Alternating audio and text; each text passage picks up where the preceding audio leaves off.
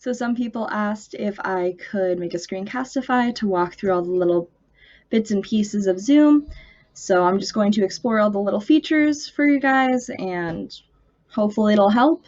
You can invite people with the little button up here, the meeting information button, and copy the link through here and send it to them that way. Or you can click the participants button down here, press the invite button, and you can either click on a contact. If you have a contact list, it'll be right here. Or you can copy the link or the invitation, which has the instructions and the passcode. Or you can go over to this email tab and send an email directly through your email provider and just send it, and they'll get the passcode, the ID, and the link. So for random little video options, if you press the caret right up in this corner, you can choose a virtual background, just as this person has. And it will automatically filter a green screen behind you. You can use or encourage your students to use the reactions button in the bottom, on the little bar down at the bottom right here.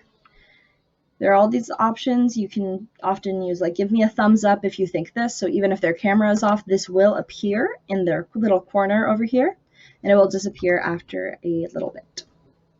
So that's a good way to get a good little tiny read off of them. You have your record button here that will record either to the cloud or it'll record directly to your computer. So you have your chat feature down here. Through the chat feature, you can either message to everyone in the chat or specific people, and they can send something back privately as well. And if you are hosting the meeting, you will see a transcript of all of the messages, even if it is privately sent between students. So you do get to observe that. You can also send little files around here. So if you want them to look at like a specific Word document, you can send it to them in the chat and they can all click on it. You also have security settings for who can send messages and who can use the chat. You press the More button, the 3 dots in your chat box, and you can select whether the participants cannot chat at all, can only chat with the host, can chat with everyone only in public, or if they can use public and private messages. When it comes to viewing styles, there are 2 viewing styles. This is a gallery view. It fits the most people on screen at a time, and everyone is the same size. Screen, to change your viewing style, you press the button up in the top right-hand corner that says View. You click that and you can change it between speaker and gallery.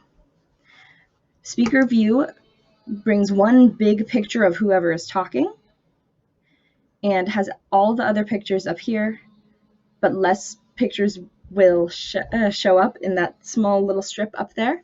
If you are in gallery view and you end up pinning someone's video and you want to go back to gallery view, you just click the view button here and you go back to gallery. In the participants tab, right down here, you click on that and you can mute people, and in this More option, you can turn off their video as well. You can also ask people to unmute and start their video. So if I press this Ask to Unmute button, this is what shows up on the student screen.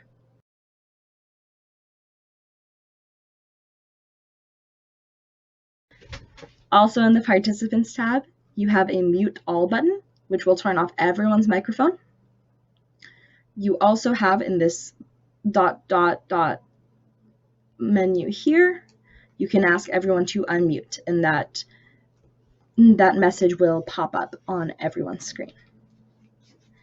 This is another place where you see the security settings, specifically the allowing participants to unmute themselves and allowing participants to rename themselves is right here as well. Another place to manage participants individually is if you hover over their screen, you can mute them, and in the 3 dots over here, you can stop their video, you can send them a chat individually, you can rename them, you can also make them a host, remove them from the meeting altogether, and this option down here, putting them in the waiting room, will push them back to almost the hallway, and they will be removed from the meeting, and they'll be sitting there with a message saying the host will let you into the meeting soon. And you can message them in there or give them sort of a timeout if they need time away. When you assign breakout rooms, which is this button right here, you can enter in how many rooms or small groups that you want. You can use this automatically function, which will randomly assign them to a breakout room, or you can manually separate them. So to explore the automatically function, you would just press create rooms. They are randomly thrown in, and you press open all rooms, and they will be thrown into those breakout rooms.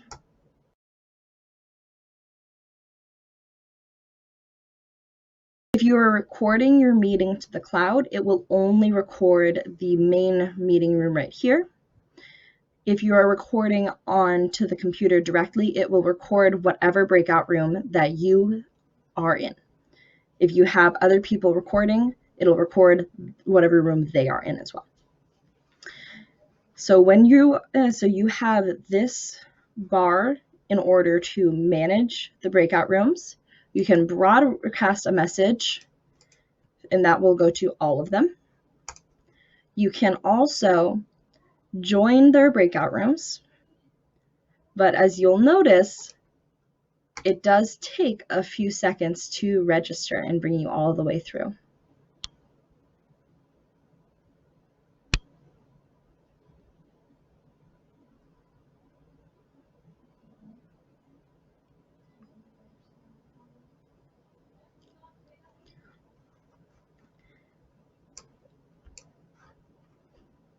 And you can also use this Move To button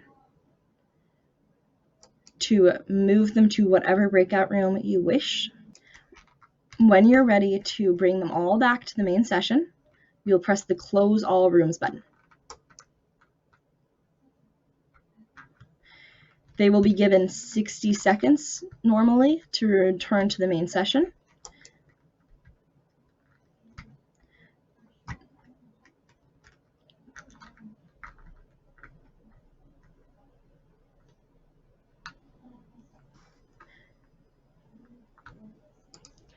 For the manual breakout room separation, when you start making your breakout rooms, you'll press your manually button, press Create Rooms, and you will have all of these options. You will be able to rename your rooms. You'll be able to assign specific participants into those rooms, and you can change the options before they go into the breakout rooms. When they are all set up, you can open all rooms and they will get a message. Before they enter the breakout rooms, you can change the settings to fit your needs. So clicking on the breakout rooms button here and the options, you can move all participants into breakout rooms automatically. So rather than having a message show up and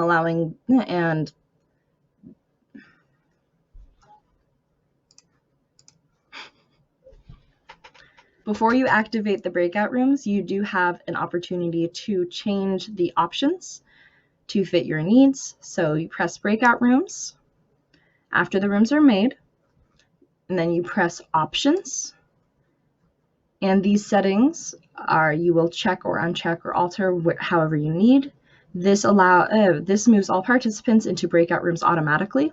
So rather than a message showing up on their screen and them needing to say okay to move into a breakout room, you can push them into a breakout room automatically with no message. They will just automatically get pushed over there. You can also allow participants to return to the main session at any time. You can also alter the breakout rooms to close automatically after a certain time. So if people are supposed to be in a meeting for 40 minutes and then they're supposed to be back in the main session, you can click this here and change up the minutes to however high you need it. And then if you want a notification when that time is up, you're going to click this box right here. When they are being pushed back to the main session, you can change that time. You can change it from any time where they have 10 seconds before they get pushed back to the main session, or up to 2 minutes. When they are not in their breakout rooms, you can add different rooms. You can move them to different things, move them to different rooms, rename the rooms, or delete rooms entirely. And when you're ready for them to be back in those breakout rooms, you would press Open All Rooms. When it comes to sharing your screen, that button is right down here. You would click on that. If you wanted to share your entire desktop as you move around from window to window, you would press on the screen button here, and you would press the share button. I'm going to share a specific window, and if you can't find the window that you want to share, you would click Show All Windows. When you share a window, you would click on the window, and you would click on Share Computer Sound if you wish to share the computer sound, which I do. And if it is a video clip, you can optimize screen sharing for a video clip. So I'm going to click that because I'm going to share a video. Then you press Share. Keep in mind, if you optimize the video clip for sharing, you will not be able to see any participant's video.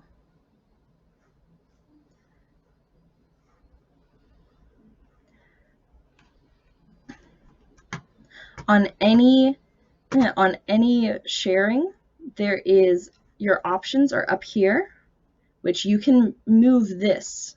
Oops. You can move this anywhere you want to be able to move it out of your way.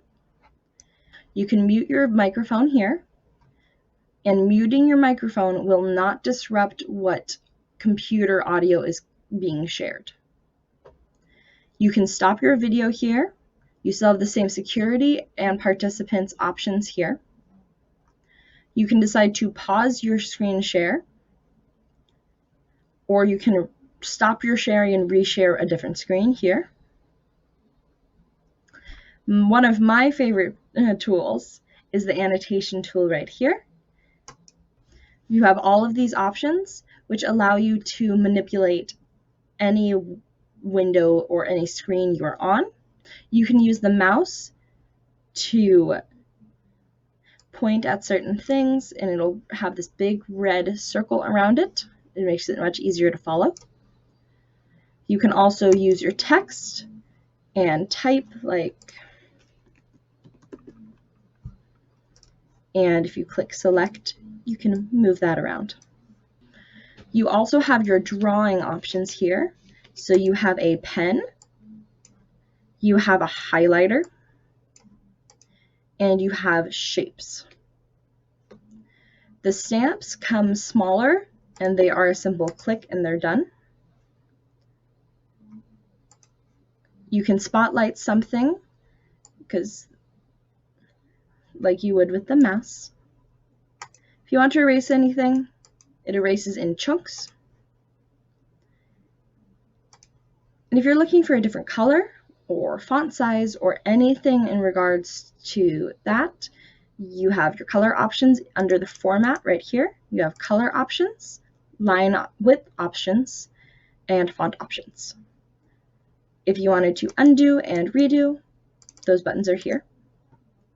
And if, for example, you have been writing all over the screen and you're trying to move on to your next slide, you would press clear, and you can either clear all the drawings, clear your drawings, or clear only the viewer's drawings. Because your participants can also annotate if the security options allow it. You can also save your annotations and send that later.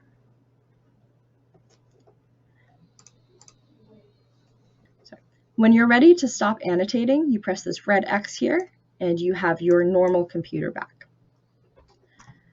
When you're done sharing, you can press Stop Share here.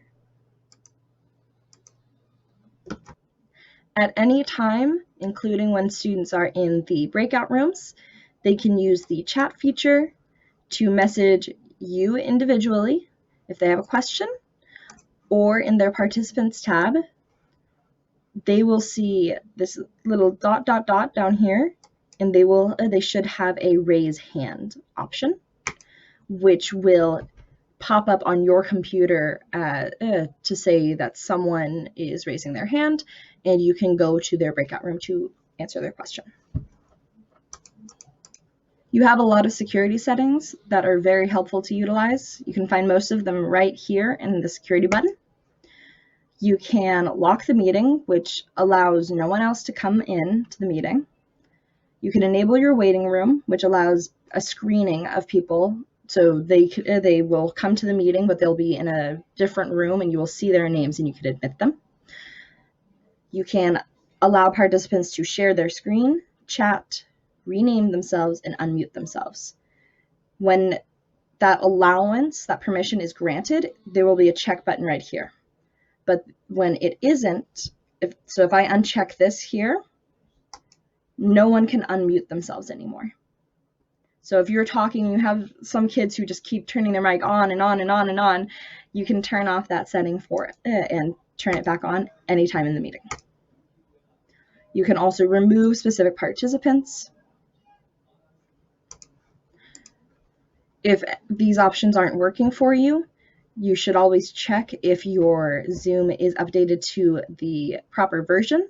The best way to do that is to click your caret here, right-click your Zoom icon, and click Check for Updates, and it will update it for you. But remember not to do that in a meeting, or else it will force close your meeting because it's trying to update.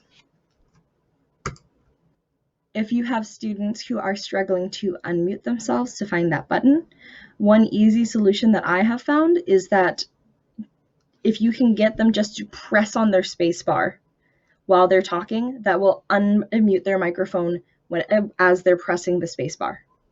So they don't have to find the button, they just have to press one of the biggest buttons on their keyboard to unmute themselves as they talk. If you want to change how your participants are viewing the meeting, you will need to explain to them how to change their viewing settings up here. If you minimize your Zoom window as you are in a meeting, it will pop up in this small little square here and will focus on whoever is talking. You can move the square around wherever you need by just clicking and dragging. And whenever you want the whole Zoom screen to come back up, you would press this button here. And when you're ready to end the meeting, you press the End Meeting button here.